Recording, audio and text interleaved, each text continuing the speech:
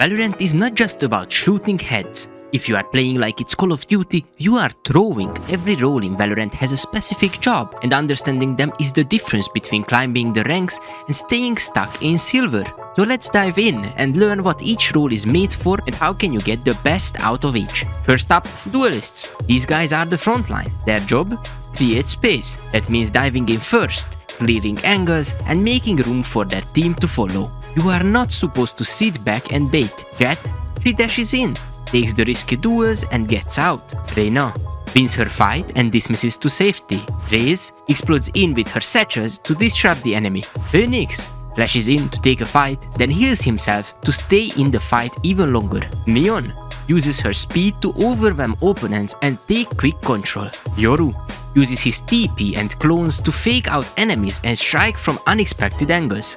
If you are playing Duelist, you need confidence. If you hesitate, you are just throwing away your role. Create space, take fights, and make sure your team has a path onto site. Bad Duelist is one who plays too passive. If you are waiting for your teammates to go in first, you are playing the role wrong. You have the abilities to take space, so use them. Next we got Initiators. These guys are the ones setting up fights. Their job? Get information. If your team is blindly running into a site with no idea what's on the other side, you need an Initiator. So what? He drones, darts and reveals enemy positions.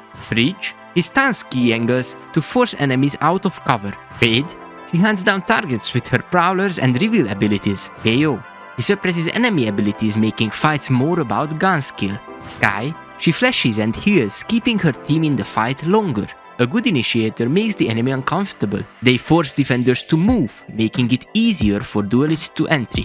A bad Initiator just throws their utility without thinking. You need to use your tools at the right moment, like flashing just before your duelist enters or revealing common holding spots before a push. Now, Controllers. These are the brains of the team.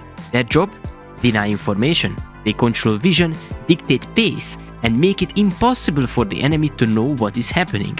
Omen. He smokes key sightlines, flashes, and then TPs to unpredictable places so defenders don't know what is coming.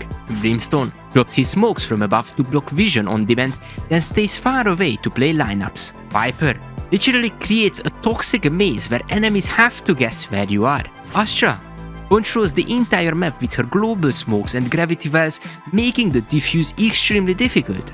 If you are playing Controller, stop throwing smokes in the same place every round. Mix it up. Make the enemy guess. A good Controller makes the other team feel lost, forcing them into bad fights. You also need to communicate, don't just drop smokes randomly. Make sure your team is ready to push or hold a position. Finally, Sentinels, the most underrated role in Valorant. Their job?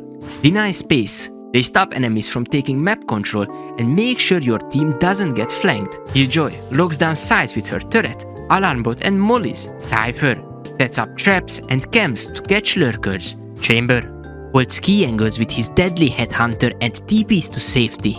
Sage controls choke points with her wall and slows while keeping teammates alive. A good Sentinel knows how to predict enemy rotations. If you are just placing your traps randomly, you are wasting your utility. Think about where enemies like to push and shut it down. Play smart, and you will make the enemy's life miserable. The best Sentinels are adaptable.